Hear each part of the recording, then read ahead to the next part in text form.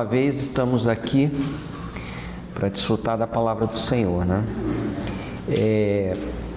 Toda vez que a gente tem essa incumbência, né, de trazer a palavra de Deus para os irmãos, a gente passa por semanas especiais. Eu acho que quem passa por essa missão talvez confirme a minha percepção. É uma semana de muito combate, muitas adversidades, muitos problemas, muitas questões que tentam nos tirar do foco de Deus, nos tirar a nossa mente dos pensamentos do Senhor e nos trazer para os pensamentos das coisas práticas, seja do trabalho, problemas em casa, toda sorte de coisas que nos tiram do foco do Senhor. Mas graças ao Senhor, né, a vida cristã é uma vida de batalhas. É uma jornada, a gente tem dito isso aqui por diversas vezes, é uma jornada. Essa jornada não é uma jornada de férias, né? Nós sabemos que é uma jornada que envolve o combate nas regiões celestiais. E é uma peleja chegar até o lugar onde você então pode sentar, e aí na comunhão com os irmãos, a gente sabe que na comunhão a gente goza da proteção espiritual, porque onde há muitas lâmpadas, há muita luz. E onde há luz, Satanás e suas hostes não gostam de permanecer. Nós vamos dar continuidade ao nosso estudo do livro de Hebreus, capítulo 11. E é um capítulo que, quando nós começamos, eu particularmente achei ele maravilhoso e continuo achando. Mas a minha perspectiva no início é diferente da minha perspectiva agora. Os primeiros versículos ali sobre Abraão, eu achei, puxa, que maravilhoso, que coisas assim fantástica esse viver pela fé, essa fé que Abraão teve, que Sara teve. Nós viemos, né, desde o capítulo 1 até agora e vimos diversas exortações, coisas pesadas. E eu falei, olha, agora vem um capítulo que vai aliviar a nossa alma. Mas o livro de Hebreus, na verdade, irmãos, como toda a Bíblia, né, de certa forma, é uma palavra de exortação para o homem. Nós precisamos ouvi-la. E a gente sabe que Deus não joga palavras fora. Quando Deus fala, quer seja pela inspiração instantânea, quer seja por aquilo que Ele registrou na Bíblia, é porque nós temos uma necessidade e Ele procura endereçar essa necessidade, ou seja, levar a resposta à necessidade. E nós acompanhamos aqui, eu não quero ser repetitivo, aliás, inclusive quando muitas vezes eu estou sentado com os irmãos ouvindo aqui alguém pregar, a gente não gosta de ouvir repetidamente a mesma coisa. E eu não quero fazer isso, esse não é o intuito. Mas nós sabemos a situação, né, dos irmãos hebreus que estavam ali naquele momento, uma situação muito tensa na fé deles. E como eu comentei, o fato de nós passarmos muitas batalhas espirituais, essas batalhas têm efeito diverso na nossa vida. Algumas batalhas nos desanimam de continuar com o Senhor. Algumas batalhas nos desanimam conosco mesmo. Algumas batalhas nos desanimam com o nosso casamento, às vezes, com os nossos filhos, nas relações que nós temos com as pessoas, e às vezes nos desanimam conosco mesmo. Quem nunca se sentiu, falou, olha, eu não estou me aguentando a mim mesmo, né? Quantas vezes a gente não se aguenta? Isso é fruto, obviamente, de um grande conflito que há no universo, onde o homem é objeto de ataque direto de Satanás. E todos sabemos a razão disso, né? Uma razão muito simples e óbvia. Sendo o homem imagem e semelhança de Deus, e sendo Deus antagonista de Satanás, e Satanás tendo o desejo maligno de destruir toda a obra de Deus, aonde está a obra de Deus? Em parte está aqui, na criação, em toda a natureza, em toda a terra. Então, quando nós vemos como a terra sofre e geme hoje, como tudo está numa situação tão crítica, nós sabemos que isso é fruto desse grande combate. E nesse grande combate, Deus nos dá promessas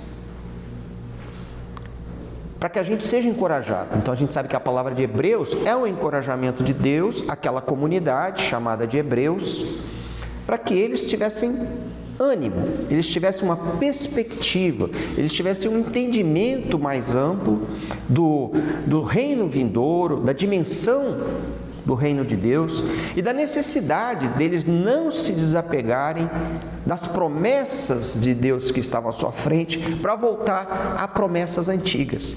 As promessas antigas que o povo de Israel recebeu eram muito boas, mas pertenciam ao passado. Aqui no livro de Hebreus, nós já estamos dentro do contexto do Novo Testamento, contexto de novas promessas, promessas que se sucedem àquelas já reveladas e que visam nos levar então a passos mais adiante.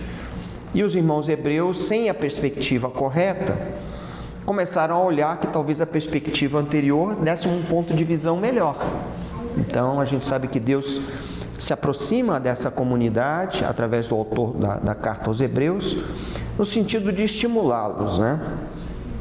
E na semana passada, nós estávamos vendo o capítulo 11 e nós vimos o Alex começando no capítulo 10 e 11, e no versículo 10 e 11, avançando para o 12, e quando acabou a reunião, ele me falou assim: Marcelo, eu não consegui abranger o versículo 12.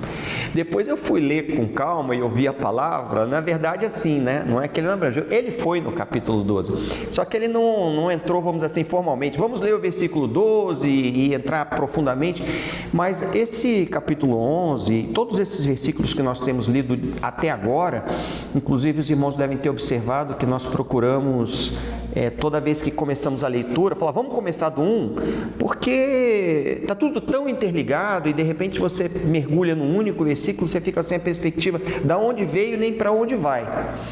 Então nós fizemos a leitura novamente desde do versículo 1 e assim mesmo, por hora nós vamos avançar um pouco mais e ainda que não aprofundemos tanto, mas é importante para que a gente possa entender.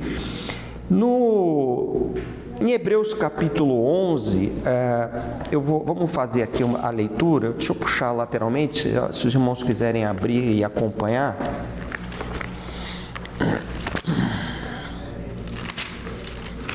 No capítulo 11, no versículo 11, que foi objeto na semana passada de um aprofundamento maior, fala que pela fé também a própria Sara recebeu poder para ser mãe, não obstante o avançado da sua idade, pois teve por fiel aquele que lhe havia feito a promessa. Então, nós vimos, e eu vou recordar brevemente aqui, né, a situação de Sara. É uma situação muito distinta, e o relato aqui dessa questão tão distinta da situação de Sara é porque ela ilustra muitas vezes a situação em que para Deus é o melhor momento para atuar na nossa vida. É aquele momento em que vamos dizer assim, você está zerado, você está acabado. Porque cessa o esforço humano, né? Sara, ela era estéril. Deus dá uma promessa para Abraão de fazer uma grande nação a partir dessa relação familiar dele com Sara. E ela sendo estéril, torna a coisa assim tão difícil, né? Você fala, puxa, mas alguma coisa não se encaixa. Mas a gente sabe que Deus não é como nós. A promessa dele independe da nossa condição, depende simplesmente da vontade dele. Foi o que nós observamos. Então a gente vê que, apesar da incapacidade de Sara, ela recebeu poder da parte de Deus. Isso é algo bastante significante. Todas, suponho aqui, né, todas as mulheres que aqui estão, muitas já são mães, outras já são avós e outras eventualmente virão, né, a ter sua descendência. Deus capacitou as mulheres a isso. Está dentro da condição humana da criação. Capacitou a mulher, né, para receber a semente e para gestionar uma vida dentro de si e dar à luz a essa vida. Então isso está dentro das capacidades humanas. Nenhuma mulher precisa e nenhum homem a princípio precisa pedir a Deus poder para isso. Assim como nós não precisamos pedir a Deus poder para comer, para respirar, para caminhar. Faz parte das capacidades biológicas que Deus dotou o ser humano. Mas aqui Sara especificamente, ela tinha uma incapacidade nessa questão da fertilidade. E Deus vai justo escolher uma pessoa que está casada com uma mulher que é infértil. A gente pode perguntar, mas por que será? Não podia escolher uma mulher normal e a vida segue, né? E aí vem essa grande nação oriunda. Tudo tem propósito, né? Nos planos de Deus, na maneira como Ele orquestra. Isso é uma sinalização muito clara para a gente já então, desde o princípio, começar a entender que Deus, para cumprir o seu plano, o seu propósito, Ele não depende das capacidades do homem. Ele dota o homem de poder para realizá-lo, né? Então, esse é um ponto importante que nós vimos já na semana passada, mas que eu achei muito relevante a gente ter essa distinção entre capacidade e poder. Toda vez que Deus quer realizar algo extraordinário, Ele cede poder. Então, o extraordinário acontece. E nós vimos que a questão ali de Sara, né, aquela risadinha que ela teve no seu íntimo, né? E que eu não censuro Sara. Talvez se eu estivesse na posição dela, né, alguém chega e fala, olha, tem 3 homens aqui, meu marido recebe 3 homens, está conversando com ele, eu escuto eles dizerem que daqui a 1 ano eu vou gerar vou ser mãe de uma grande multidão. Ela... né, aquela coisa interior... Ela duvidou, e é natural, muito provavelmente qualquer um de nós, né? Eu vou chamar lá o Arthur, vem cá, você vai me servir e agora você vai ser um pregador itinerante e o Arthur tem deficiência motora de caminhar. Vai ser mais difícil, né? Se não, talvez até impossível em algumas circunstâncias. Então ela teve essa reação natural, e essa é a reação natural que muitas vezes nós temos quando Deus vem e faz promessas. Quando nós olhamos as promessas de Deus, irmãos, as coisas de Deus não são as coisas do homem. Então, quando você fala, Deus ressuscitou, Jesus ressuscitou, para muitos isso ainda é um relato de uma coisa que talvez não se possa afirmar com muita firmeza, não se possa registrar de maneira tão categórica. Olha, Jesus vai voltar. Você tem como provar isso daí? Olha, nós vamos ser arrebatados. Ah, é? Então Deus opera no campo espiritual, e para o homem natural, o campo espiritual, ele não é compreensível. Ele muitas vezes é uma coisa assim difícil de você crer. Por quê? Porque o homem natural, ele está limitado às capacidades da sua mente natural. Tudo aquilo que nós podemos entender com a nossa mente natural, nós aceitamos com facilidade. Então, se eu chego e falar para qualquer um aqui, você pode me trazer um copo d'água? Eu sei que qualquer um é capaz de ir lá e pegar um copo d'água, porque eu entendo as capacidades humanas, a intelectualidade humana, a mente humana. O homem é dotado de inteligência, é capaz de levantar da sua cadeira, ir lá, pegar água e trazer aqui para mim e me servir. Mas as promessas de Deus, elas não se situam dentro da sua realização, dentro da capacidade, inclusive, de entendimento do homem. A isso, o fato de nós crermos nessas promessas, nós designamos isso de fé. Inclusive, é objeto de muita confusão no mundo, né? As pessoas indagam, você tem fé que você... Tenho fé. Fé no quê? Fé é um atributo de linguagem aplicada às promessas de Deus.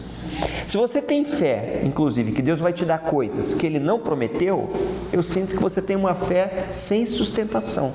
Porque a fé tem que encontrar a contrapartida da promessa de Deus. Quando a fé encontra a contrapartida da palavra de Deus, da promessa dEle, você pode ter certeza que cumprirá. E aí, quando nos indagam da razão da nossa fé, a gente tem muita propriedade para dizer. Por quê? Porque a história mostra, ao longo de todo o tempo, através das profecias que Deus nos deu, que Ele veio paulatinamente cumprindo as suas promessas, das quais a própria vinda de Jesus é o cumprimento de uma das suas grandes promessas, e dentre várias outras que ficaram para trás antes da vinda do Senhor. Só que nós agora não estamos olhando para trás, Nós estamos olhando para frente, para aquilo que ainda falta acontecer relacionado às promessas de Deus. E tantas quantas são as promessas de Deus, tem nele, em Jesus, o sim. Então nós sabemos que Deus vai cumprir. Isso gera fé em nós, ainda que nós não vejamos. Não sabemos como isso vai se suceder.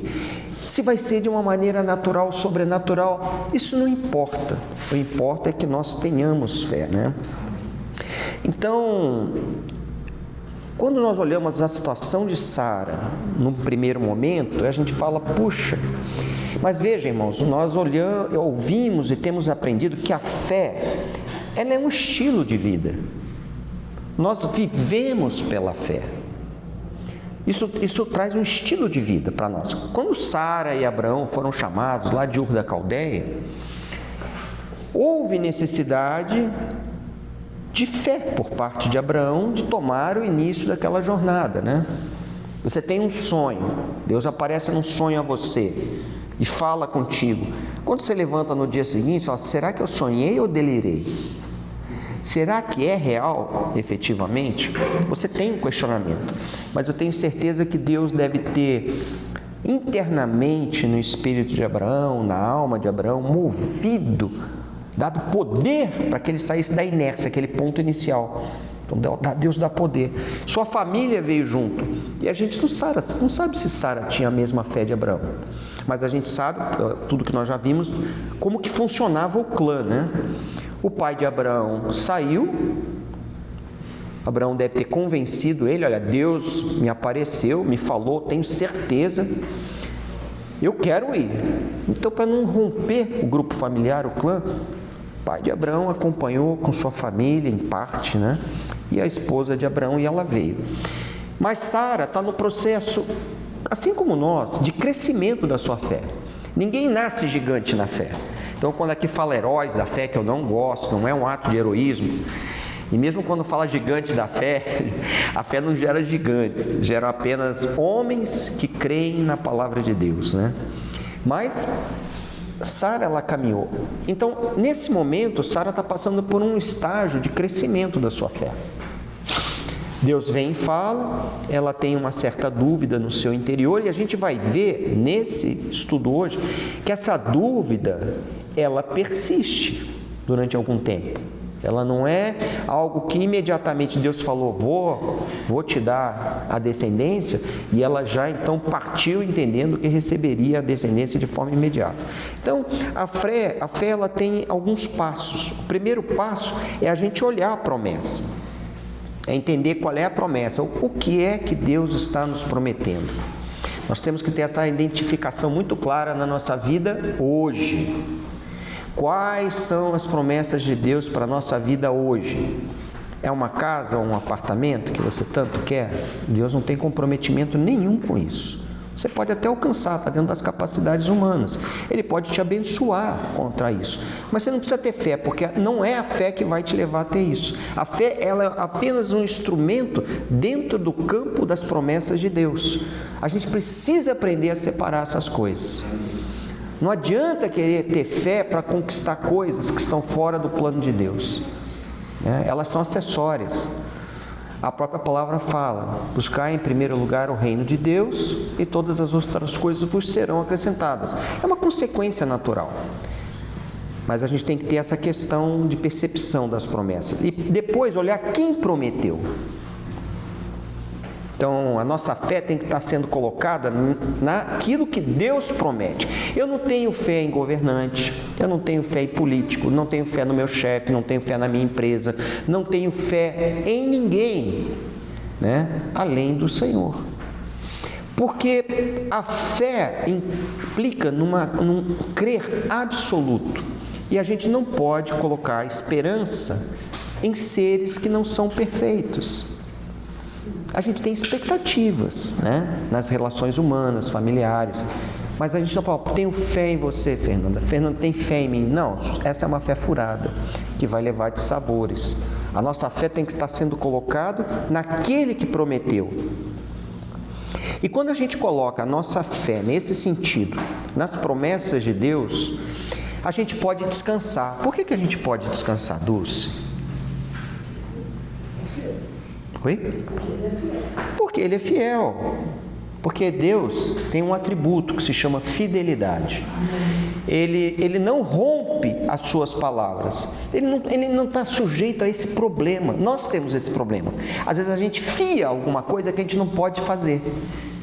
Aliás, irmãos, o que é que nós podemos nos comprometer, que nós vamos fazer, se a gente não sabe daqui a 2 minutos se estaremos vivos? Maldito o homem que confia no homem, por essa questão. Porque não é possível você ter confiança absoluta no homem, porque o homem, por mais que possa tentar garantir a sua palavra, não tem o poder de fazer cumpri-la. Ele tem a intenção de fazer cumpri-la, não o poder. Então, quando a gente olha grandes pregadores, grandes pessoas, ele está falando a palavra de Deus. Nós cremos na palavra de Deus, não naquele que está falando. Esse é o primeiro passo para a gente identificar o que Deus fala. Não é a pessoa que fala, mas é aquele que dá a palavra que está sendo falada, né? Então esse é um ponto importante, né? E a fé, ela cresce em estágios. Como eu disse, ninguém nasce com a fé expandida. A gente nasce com a fé como uma pequena semente. Vamos ver isso em Marcos capítulo 4.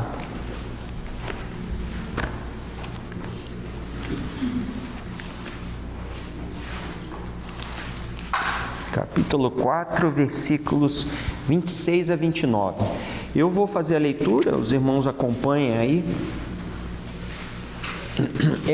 Esse trecho de 26 a 29, ele é uma parábola, podemos dizer assim. É uma parábola sobre o crescimento espiritual. Ele fala assim, Marcos 4, de 26 a 29. O relato desses versículos é o seguinte: disse ainda, o reino de Deus é assim, como se um homem lançasse a semente na terra. Então a gente sabe que sementes são pequenas unidades vegetais, pequenas unidades, uma semente na terra. E depois dormisse e se levantasse de noite e de dia, ou seja, passa dia, passa noite, passa dia, passa noite, e a semente germinasse e crescesse, não sabendo ele como. Então, se alguém quer explicação de como a fé cresce, eu não tenho como te explicar isso. É uma questão de vida, né? É uma questão de vida de Deus operando em nós, através das circunstâncias, fazendo crescer. Mas é de Deus. A terra por si mesmo frutifica. Primeiro a erva, depois a espiga e por fim o grão cheio de espiga. E quando o fruto está maduro, logo se lhe mete a foice, porque é chegada a ceifa. Então o 28 fala claramente. Primeiro é erva, depois espiga, por fim grão cheio na espiga e então está pronto para ser ceifado. Então, a experiência de fé, sim, é um gradual. É um grão, é um matinho, é uma espiga e vai crescendo até que ela assume o trigo, né? Aquela entidade maior, o campo está repleto, Deus vem, passa a foice e recolhe o trigo para o celeiro. É um processo. Ninguém aqui precisa se chatear. Eu não tenho tanta fé, eu tenho vacilado na fé, tenho sido reprovado na fé. Que bom que você está nessas lições da fé. Você está na escola de Deus. Então, ser aprovado ou reprovado é sinal que você está sob instrução de Deus. Você foi reprovado, Sara foi reprovada inicialmente, mas depois a fé veio crescendo e por fim, eu não vou contar o final do livro de Hebreus e a final da Bíblia, a gente sabe, mas ela é considerada, junto com Abraão, como pai da fé, e ela como a mãe das irmãs no tocante à fé. Então, esse é o processo contínuo de crescimento da vida espiritual em nós.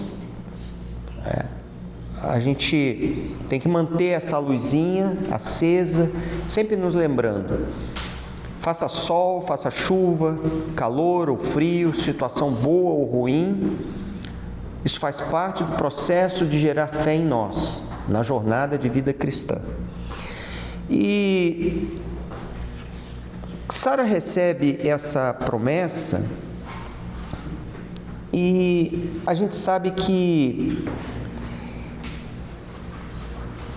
as promessas relacionadas a essa multiplicação que veio a formar a nação de Israel e toda a descendência espiritual, ela começa lá em Gênesis 2. Ali há um relato. Depois nós vamos ler aqui com os irmãos. Gênesis 12, na verdade. Vamos ler juntos. Mas a gente sabe que Sara, num dado momento, ela tentou dar uma mãozinha, não foi? Alguém lembra? Ela tentou dar uma mãozinha para a promessa de Deus. Ela falou: olha, Deus falou que nós vamos ter essa nação tão numerosa, que eu vou ser mãe de uma grande nação, mas eu sou estéril. Eu não estou vendo isso, eu não estou entendendo isso, mas tem jeito para isso, né?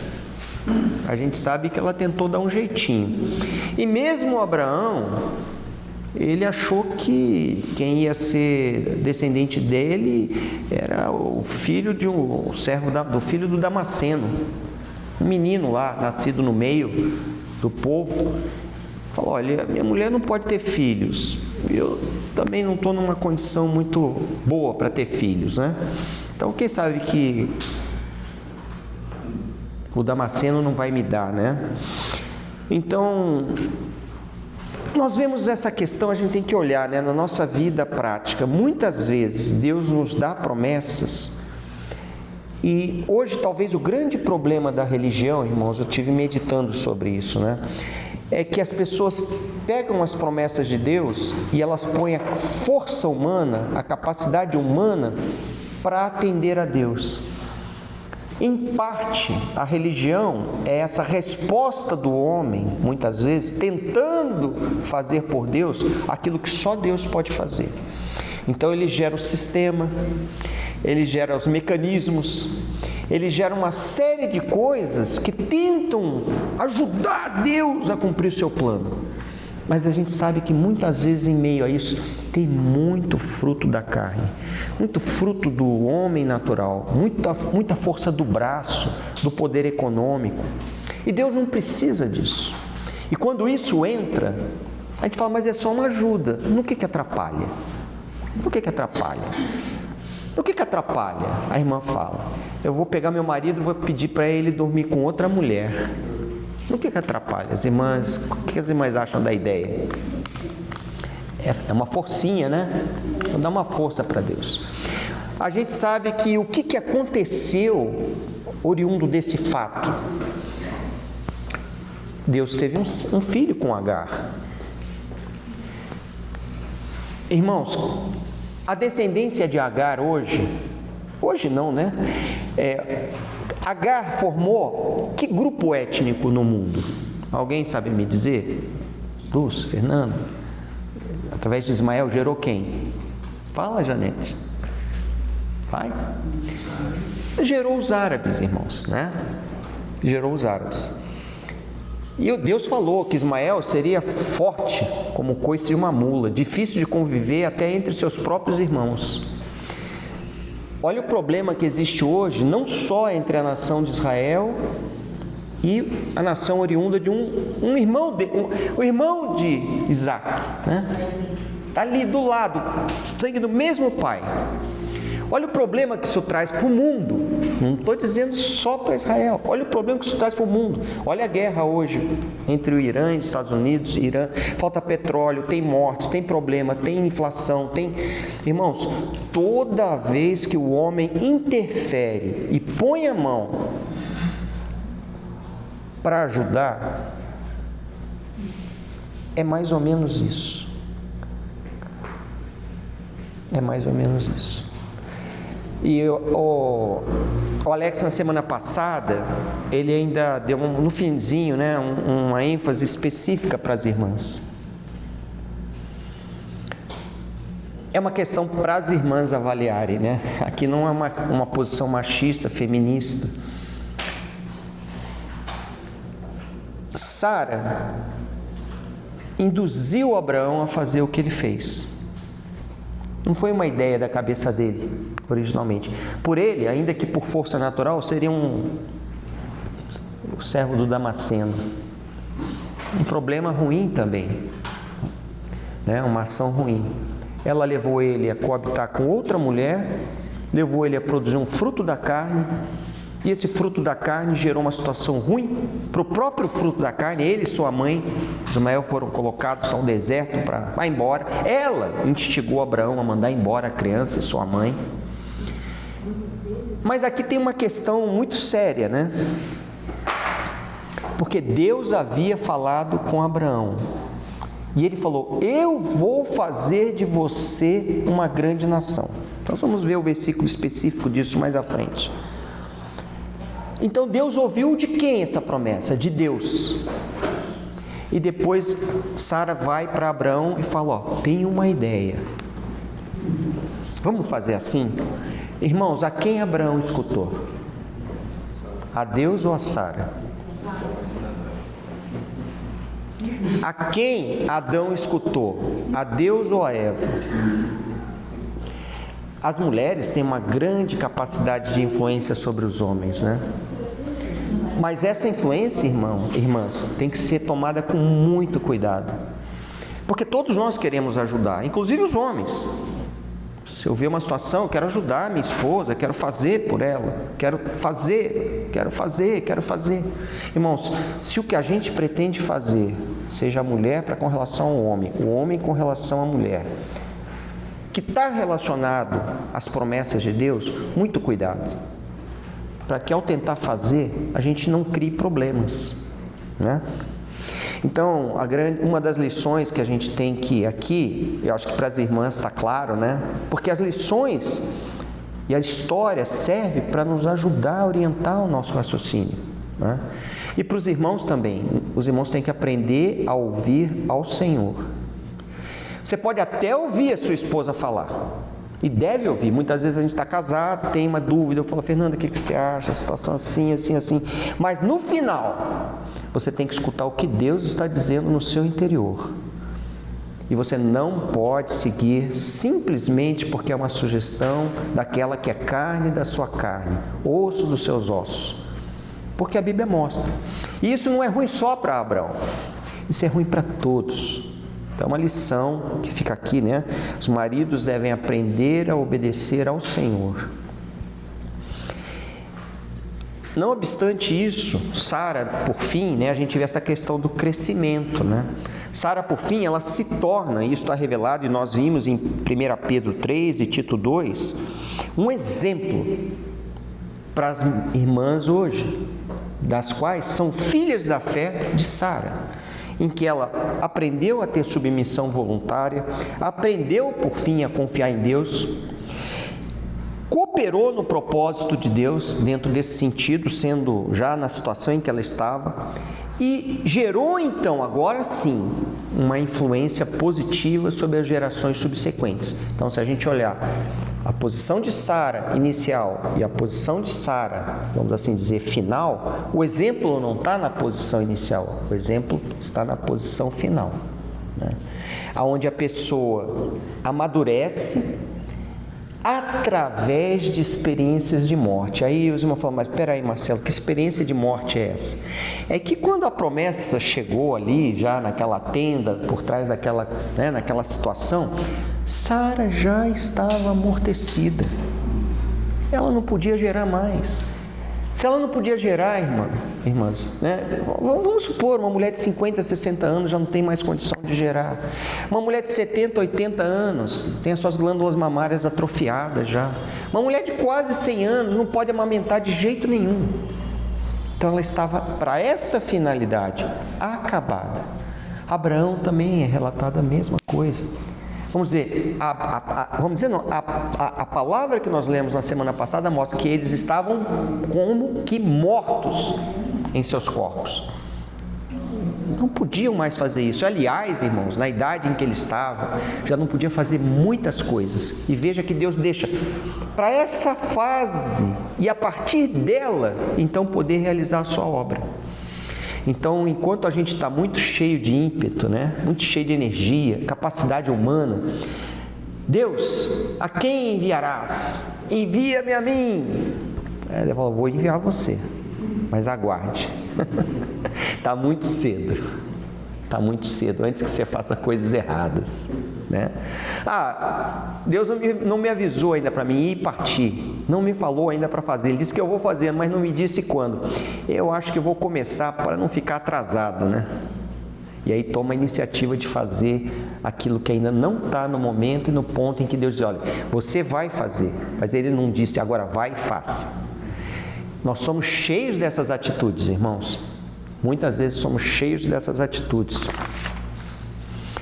Então isso, eu quero dizer para os irmãos, isso é o preâmbulo, né?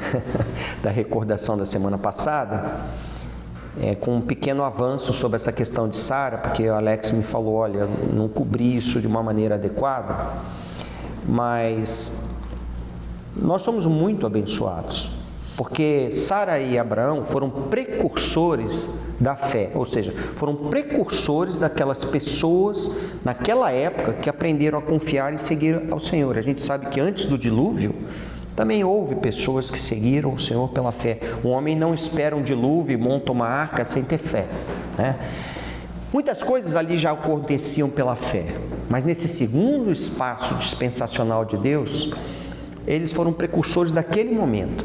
Nós hoje, irmãos, somos precursores da nossa era,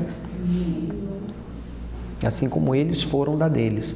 E para nós somos abençoados de termos a história para nos contar como que funciona servir a Deus pela fé. Então a gente pode tomar isso e ter sempre esses dois alertas, né?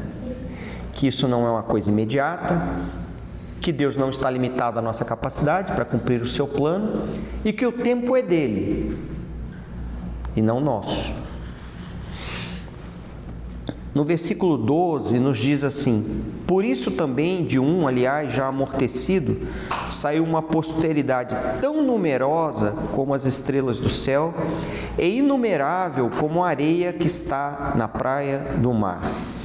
Então, a gente vê que com o Senhor as coisas são sem limites. Quem pode contar as estrelas? No passado, os homens olhavam talvez por uma luneta, um telescópio, e olhavam dentro de uma determinada limitação e falavam: olha, eu acho que com um programinha de IA e alguma coisa aqui, dá para a gente contar quantas estrelas são. Aí depois a gente veio a descobrir que nós estamos em uma das diversas galáxias.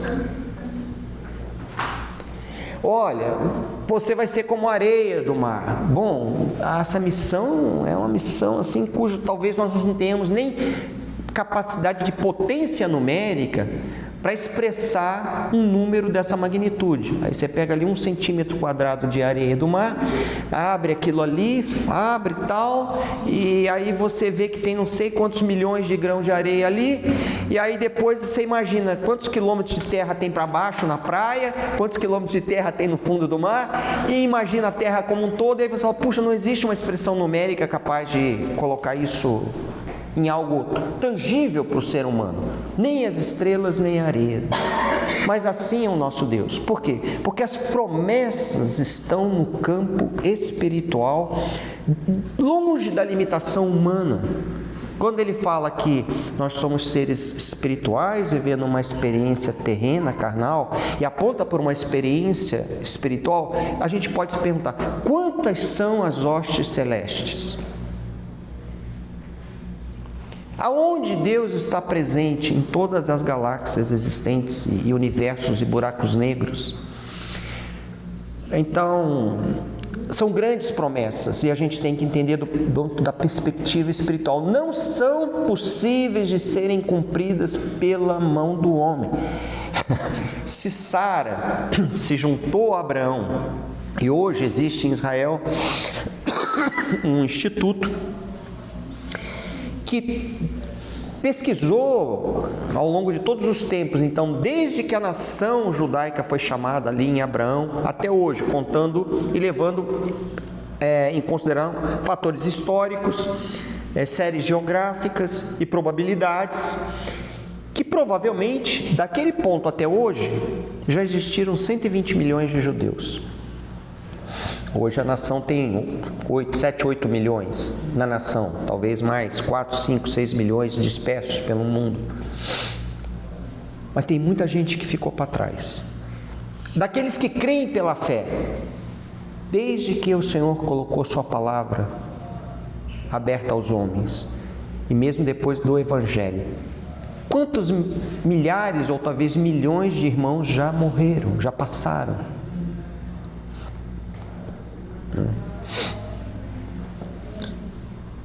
Então, o versículo 12, ele começa com um por isso. Esse por isso é como uma explicação, né? Você está falando com uma pessoa sobre um tema, e num dado momento você fala para ela, por isso, em função de tudo que eu já te disse, Deus operou essa ação dentro do campo do impossível, dentro do campo das probabilidades zero, que é chamar um homem e uma mulher na situação em que se encontravam. Então ele estabelece o ground zero, vamos assim dizer, que é onde o momento ideal, onde Deus começa a operar de maneira magnífica, porque as pessoas reconhecem que a ação não é do homem e que a ação é de Deus. Todos aqueles irmãos cristãos que passaram as experiências da cruz, que tangenciaram suas impossibilidades humanas, em que muitas vezes falou, Senhor, eu nunca mais farei isso, Senhor, eu farei isso, não farei aquilo, e depois você vê que nem o que você disse que você vai fazer, você faz, e nem o que você disse que nunca mais vai fazer, você deixa de fazer. Quando Deus te leva à percepção que realmente você está morto dentro das questões relacionadas à capacidade de cumprir o plano de Deus. Esse é o ponto ideal, em que Deus começa a operar na sua vida, em que você entende que o que está acontecendo já não advém mais das suas capacidades, que você tem, mas elas foram aniquiladas, porque foram demonstradas a você mesmo que a sua capacidade não consegue atingir o padrão necessário estabelecido por Deus para poder fazer cumprir as coisas. Então, essa é a razão da palavra por isso aqui. Ela coloca um raciocínio em pauta, que é o raciocínio de que Deus opera em ressurreição. Quando a nossa natureza humana ela é diminuída, ela abre campo para que Deus então possa realizar a sua obra. Não há como realizar a obra de Deus na nossa vida se nós não experimentamos a cruz. E aí dói, né, irmãos? Experiência de cruz não é experiência de alegria, não é experiência de ação voluntária. Eu me voluntario para ir para a cruz. Não, a gente foge da cruz porque é natural. A gente enxerga a cruz chegando e a gente faz a mesma pergunta que o Senhor fez. Pai, tem alguma outra maneira da gente resolver essa situação? Né? E quando Deus opera, a ação da cruz é aquela em que realmente não tem saída. Você corre para a esquerda, está ali, corre para a direita, está aqui, corre para frente, não tem como. Aonde irei? Subir aos céus tu estás, nas profundezas tu estás. Você está em todo lugar. Então, se aquela porção você tem que passar, você tem que passar. E passa, e dela advém depois, posteriormente, campo para que Deus possa crescer em você. E é assim que o reino de Deus cresce, crescendo em cada um de nós, como pedras vivas, individualmente primeiro, para que coletivamente, a gente então, como num formato coletivo, seja a edificação da casa de Deus, pedras vivas que colaboram com Deus, né? Essa colaboração natural é como aquele cara que é o profissional, né? E contrata um auxiliar, e o auxiliar resolve fazer a obra do profissional. Ele não consegue fazer, né? Então, aqui fica a lição para que a gente também olhe o quanto a nossa pessoa, o quanto o nosso homem natural impacta no tempo o cumprimento da promessa de Deus. Mas como Deus não tem pressa, porque pressa é um atributo dos homens, Deus não tem pressa nenhuma. Ele não se sente atrasado nem adiantado. Ele está além do tempo. Ele transcende a capacidade do tempo. É como as teorias de Einstein da relatividade. O senhor está fora, o tempo para ele é um parâmetro que ele pode transcender.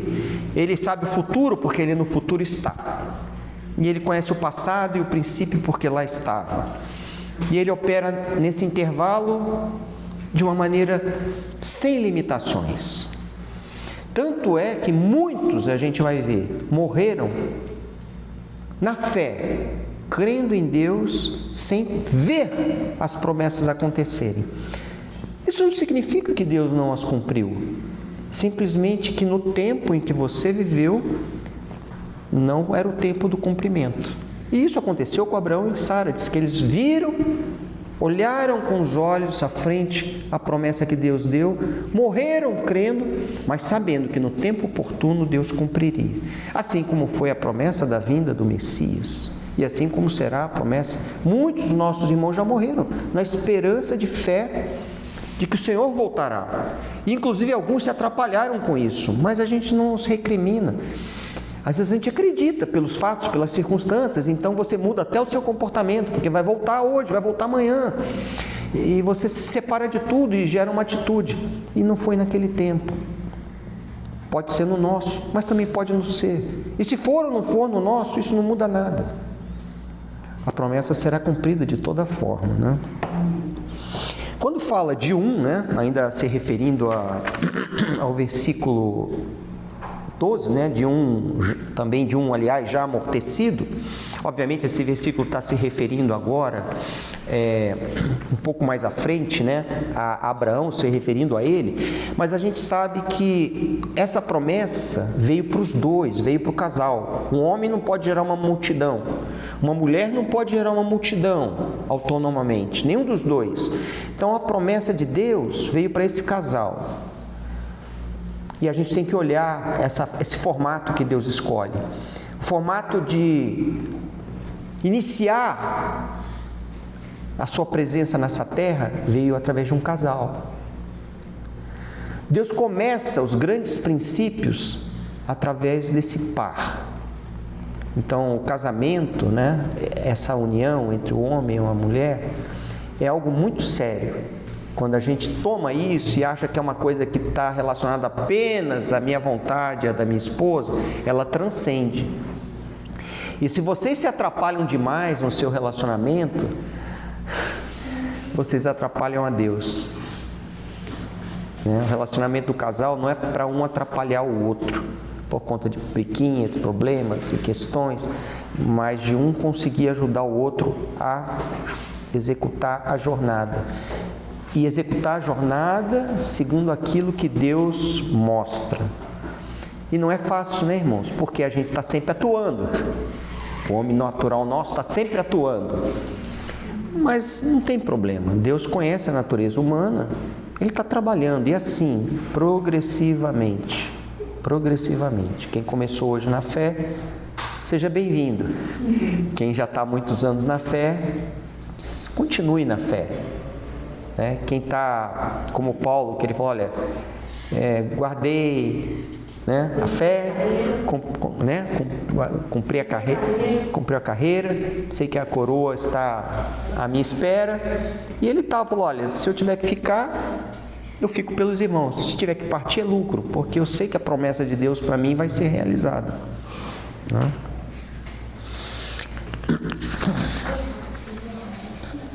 Então, no tocante a esse casal, tanto Abraão quanto Sara, sabemos que ele era idoso, ela era estéril, ambos em idade avançadas, e humanamente a promessa era impossível.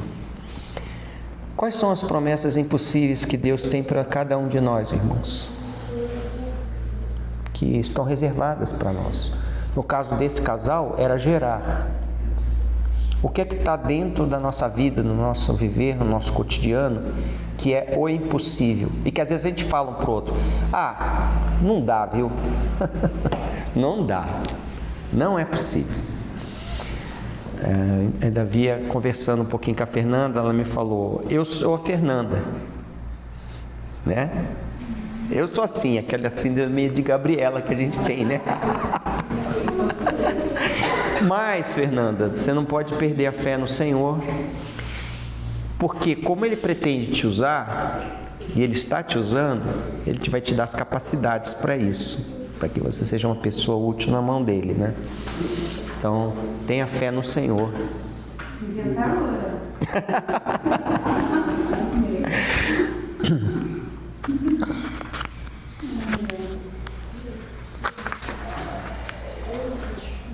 Em Gênesis 22:17, é-nos dito que fala assim: multiplicaria a tua descendência. Nós até lemos esse trecho, só que sob a ótica de Hebreus, né? Mas a gente vê que o autor da carta aos Hebreus, ele conhecia bem o Antigo Testamento. Inclusive está aqui uma pergunta: quem dos irmãos conhecem bem o Antigo Testamento, né? Eu me lembro de irmãos com quem eu tinha contato que falavam assim: o importante é o Novo Testamento. O Velho Testamento já passou, aquilo são histórias, não tem importância. Parece que não é assim que Deus vê a coisa, porque Ele inspira o autor de Hebreus a relatar Gênesis. E se você não conhece o Velho Testamento, dificilmente você vai entender o Novo, ou vai poder falar com profundidade aquilo que Deus tem com respeito a verdades que transcendem o Antigo Testamento e passam para o Novo Testamento. Aliás, o que é que está no Antigo Testamento que não transcendeu para o Novo Testamento? As figuras do Antigo Testamento se tornam realidade no Novo. Se você não conhece o que eram as figuras, como é que você reconhece a realidade? Você só sabe que a realidade é a realidade quando você sabe qual é a figura daquela realidade. Quem não conhece o retrato não identifica depois a pessoa que apareceu.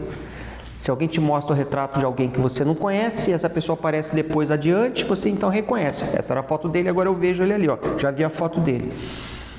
Quando você não reconhece uma foto do passado, você não identifica o ser humano do presente ou do futuro.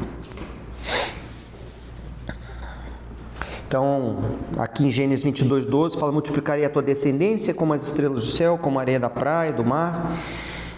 Então, é interessante perceber essas duas imagens do impossível relatadas a Abraão em Gênesis. Logo ali, tem uma promessa para ele. E novamente essa promessa é feita e é relatada no livro de Hebreus, né? O princípio espiritual que está por trás de toda essa questão, irmãos, que eu até já revelei aqui para os irmãos, assim, né? Veja bem, não é revelação de mistérios, hein, irmãos? Me perdoem aqui, não entendam mal, né? Eu simplesmente adiantei um pouco, mas a impossibilidade humana não limita a capacidade de Deus. Deus vai chamar os loucos desse mundo, os cegos desse mundo, os incompetentes desse mundo, as coisas que não são, para humilhar as que são. Porque as que são tentam fazer aquilo que para Deus eles não podem fazer. E os que não são reconhecem a sua incapacidade perante Deus e muitas vezes até perante os homens, né? São pessoas humildes, desprovidas de grande capacidade intelectual, muitas das quais Deus usou deveras.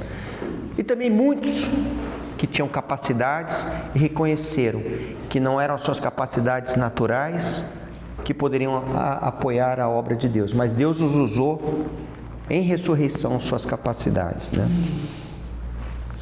Então, quando a gente olha para essa fé que está sendo relatada aqui, tanto para Abraão quanto para Sara, ela nos ensina alguns pontos, né? Que a fé também olha além das circunstâncias, né? Circunstâncias podem ser desfavoráveis, não depende de capacidade humana, está fundamentada em promessas. E a fé, ela persevera até que Deus cumpra seu propósito. Então, nós perseveramos pela fé na jornada cristã. Não é porque eu sou uma pessoa especial e as pessoas vão dizer do Carlão, ele é uma pessoa especial, olha aquela pessoa especial. Nós não somos especiais. Nós fazemos parte do que Deus chama as coisas loucas do mundo. Quando o mundo olha para nós, eles nos veem assim, como pessoas loucas. O que está acontecendo com a Débora? Por que ela não vai viver a vida dela como todos nós vivemos? Que loucura! Desperdiçando a sua juventude, desperdiçando a sua mocidade, desperdiçando a sua vida. Carlão, por que você não pega tudo que Deus te concedeu? Por que você não vai viver agora na esbórnia? Não vai viver uma vida de deslumbre? Por que cada um de nós, com tudo que Deus tem nos agraciado, não vamos viver uma vida, né? Não podíamos nem estar aqui, podíamos estar em outros lugares. Porque Deus nos escolheu, irmãos. E aos olhos do mundo, quando nós tomamos essa posição, esse é o nosso testemunho. E a gente tem que então, quando indagado, responder: não, eu não estou louco, eu não estou doido, eu posso te explicar. Você tem paciência? Tem uns minutinhos para me te falar? Então você vai dizer sobre o Deus que você crê e as promessas que Ele tem. A promessa de vida eterna. Eu tenho uma promessa de que se eu morrer aqui hoje, a minha vida continua na eternidade futura. Você sabe sobre isso? Você conhece a respeito disso? Você sabe qual vai ser o seu destino depois desse tempo aqui? Acabou, depois disso acabou tudo para mim. Eu falei: então, para você certamente tudo acabará, mas para mim não, porque eu creio em Deus. Eu creio em Deus.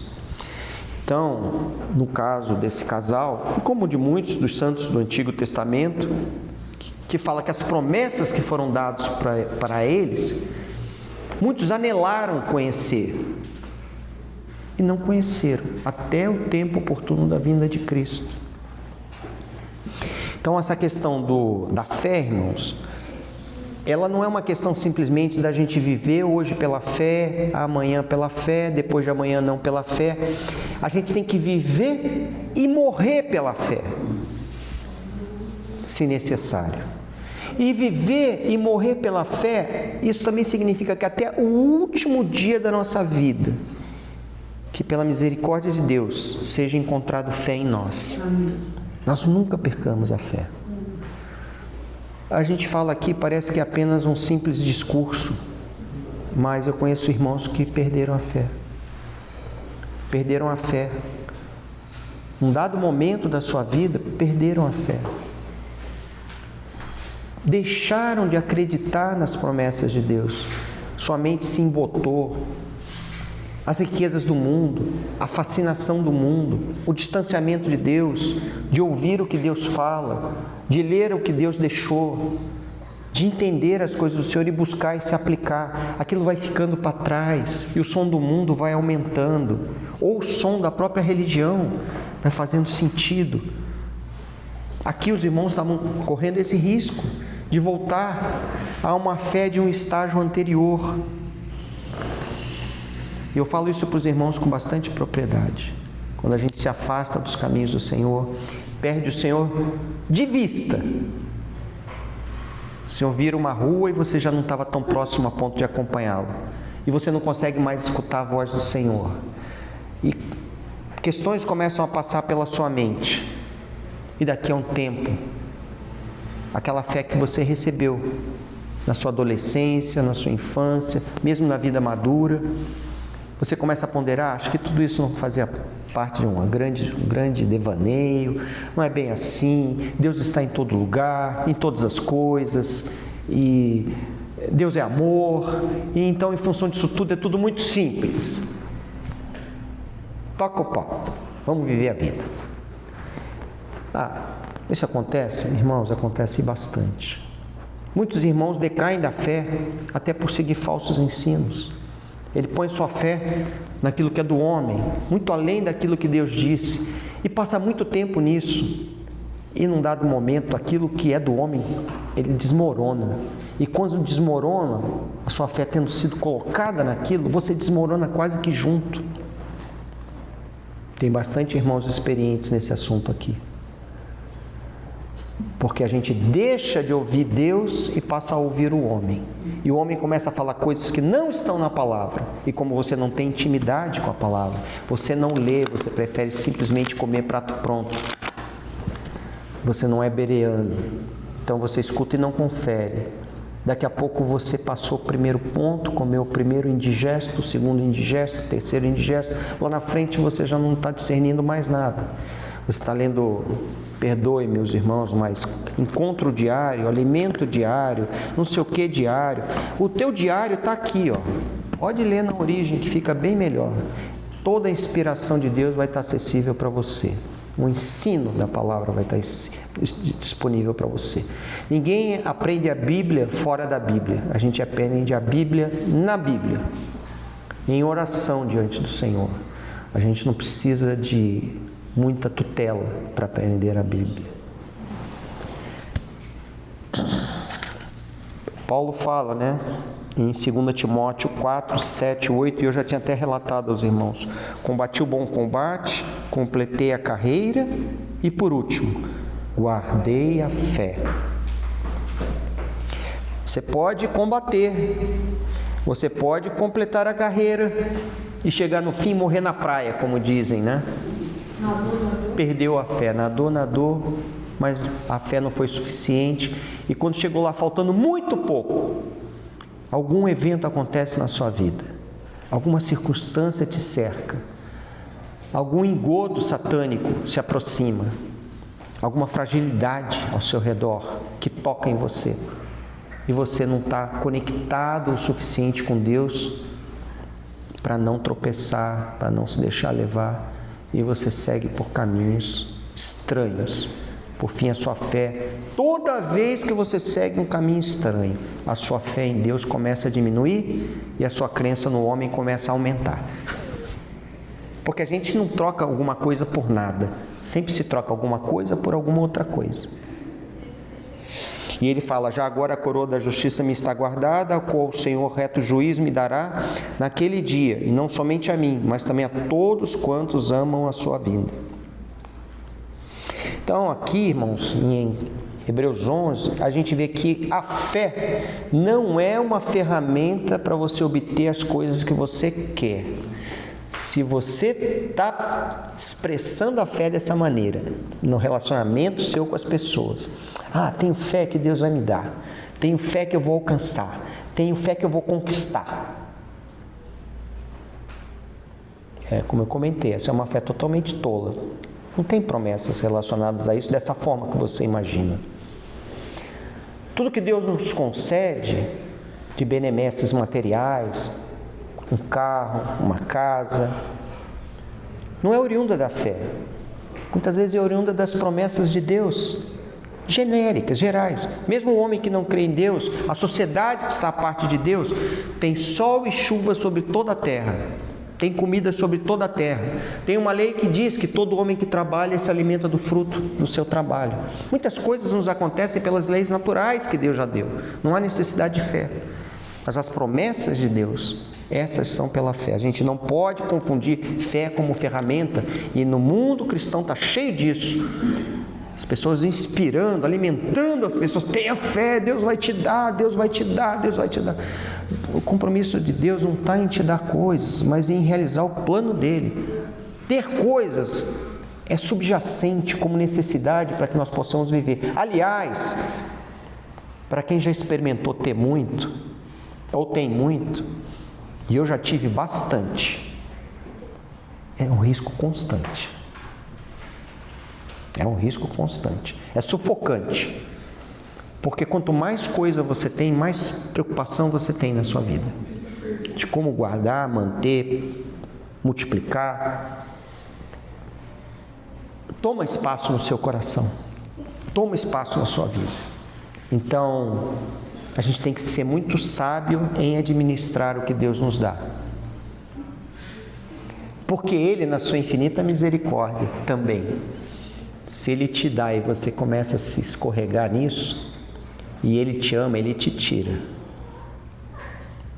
para que seja preservado aquilo que importa, que é você chegar no fim da sua carreira, tendo tido bom combate e tendo guardado a fé. Então, todos esses, o versículo 13 nos fala, né? Todos esses que morreram na fé, sem ter obtido as promessas, vendo-as, porém, de longe, e saudando-as e confessando que eram estrangeiros e peregrinos sobre a terra. Quando a gente tem essa fé, irmãos, a nossa atitude é compatível com a fé que nós temos. Eu ouso dizer para os irmãos, se a tua fé, ela não enfrenta o teu próprio intelecto, ela não questiona o teu intelecto, eu tenho dúvidas se você creu pela fé nas coisas de Deus. Porque quando Deus fala que Ele criou os céus e a terra e o homem do pó da terra, isso confronta o intelecto.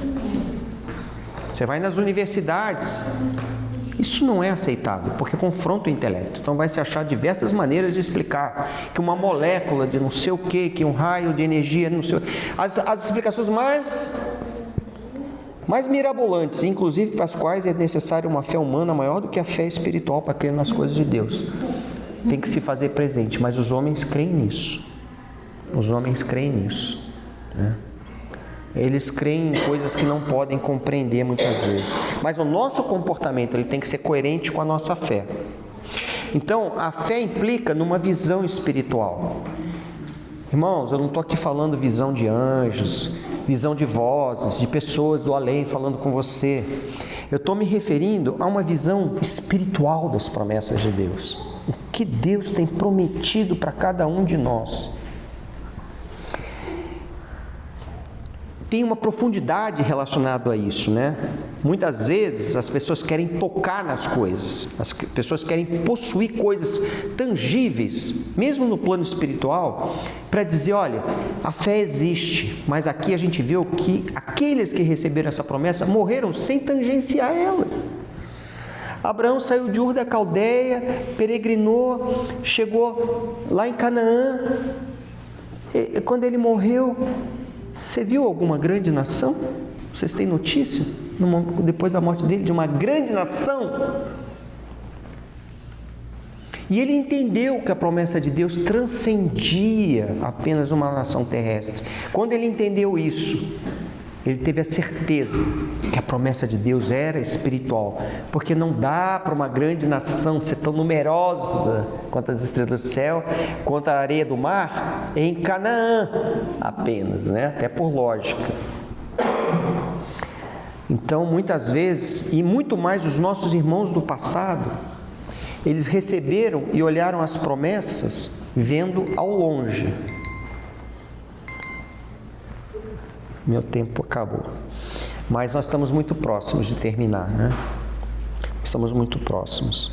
Então, a gente tem que ter uma visão espiritual, a gente tem que ter uma identidade correta, nós temos que ter identidade. Qual é a sua identidade no mundo em que você vive? É a identidade de um cristão? Você se posiciona como um cristão? Você declara que você é um cristão? Ou suas atitudes denotam que você é um cristão? Às vezes você não precisa nem declarar, se não for indagado. Mas a sua atitude denota que você é um cristão? Eu já ouvi no trabalho pessoas falando, né?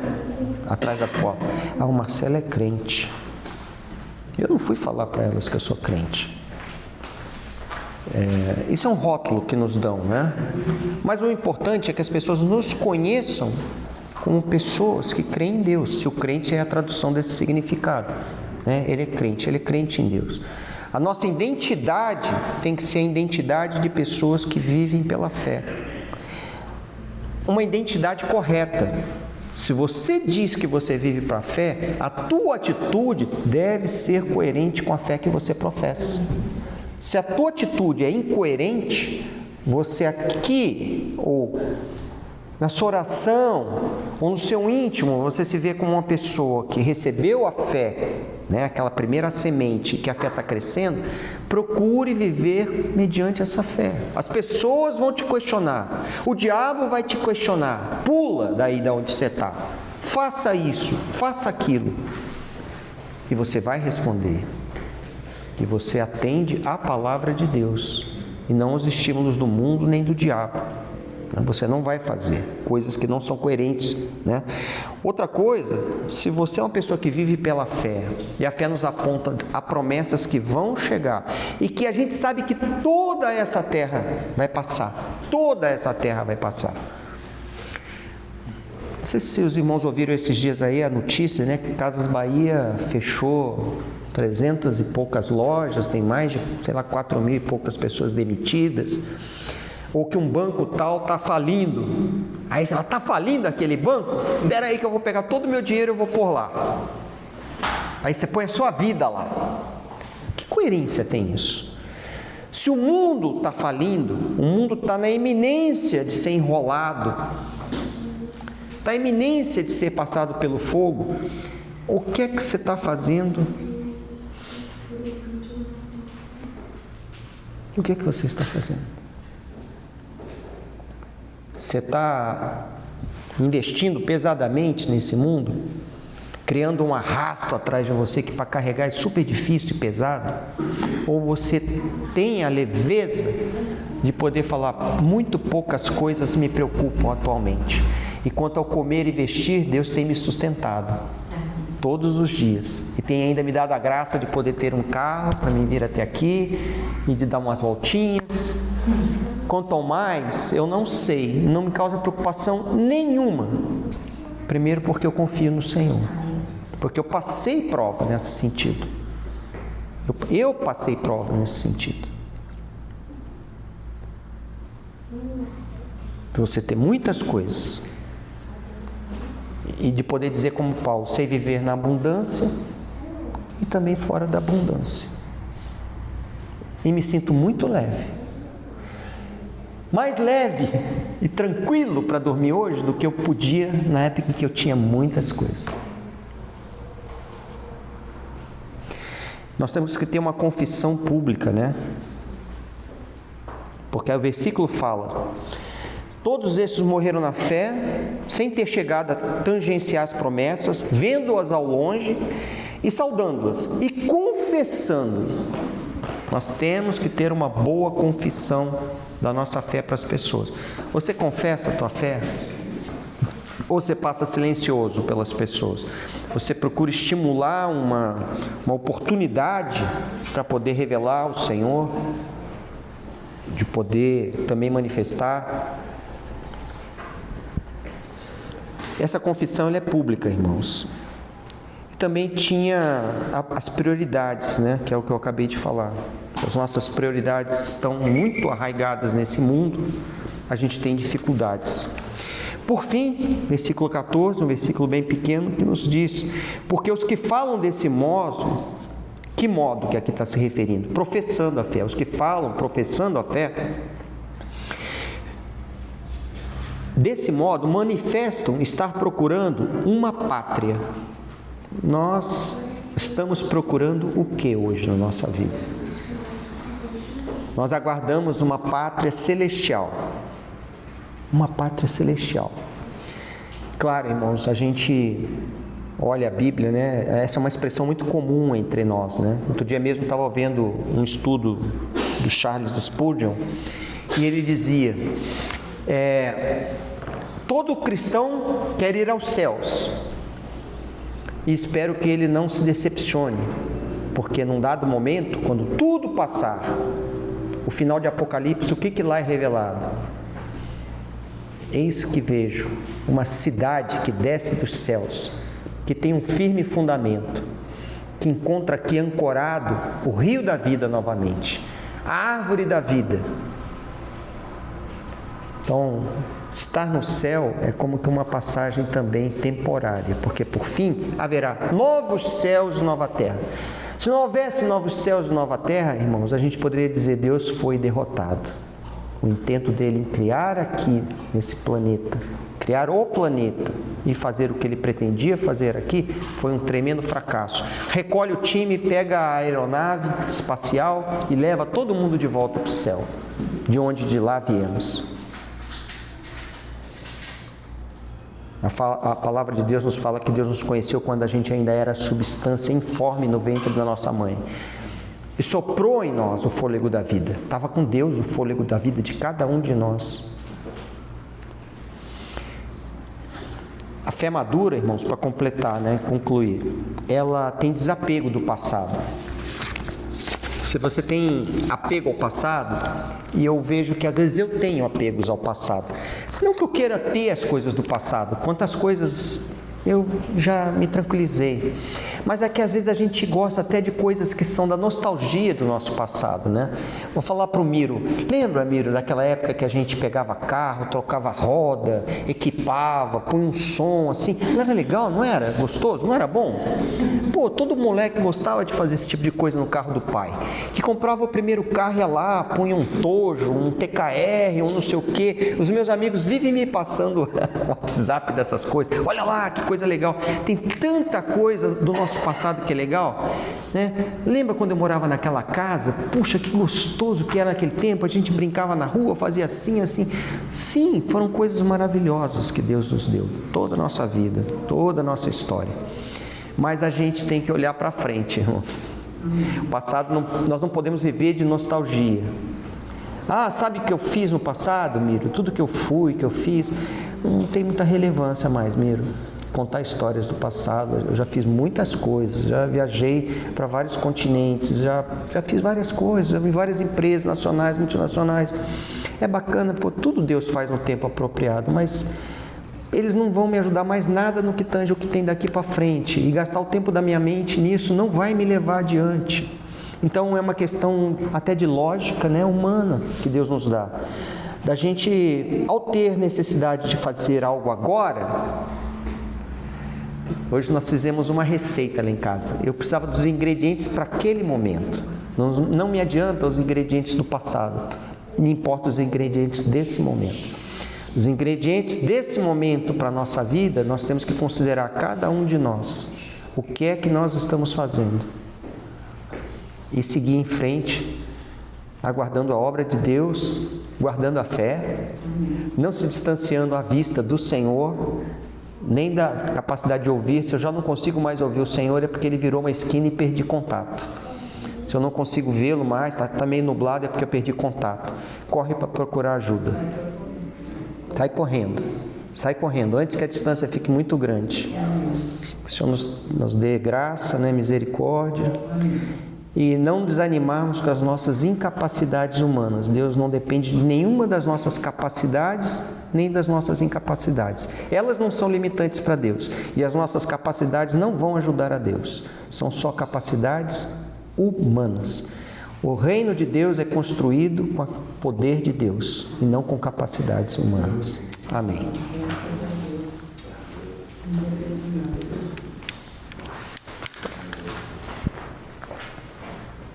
Santo Deus, muito obrigado por essa palavra.